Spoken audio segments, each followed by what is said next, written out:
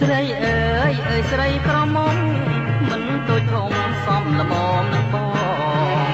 ស្រីអើយអើយស្រីក្រមុំមិនទូចធំសំល្មមនឹងបងសូមមករំនឹងអូនម្ដងបងសូមមករំនឹងអូនម្ដងរំនឹងអូនផងតើទំនងយ៉ាងណាព្រោះអូនសង្ហាលើកញ្ញាទាំងឡាយមានអីក៏ភ័យណាបង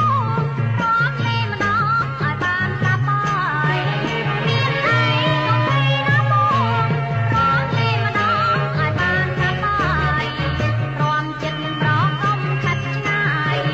រំចិត្តប្រកុំខាត់ឆ្ងាយរំព្រាកាត់កាយណាកាប់បាយណាបងជារួមទៅនោះ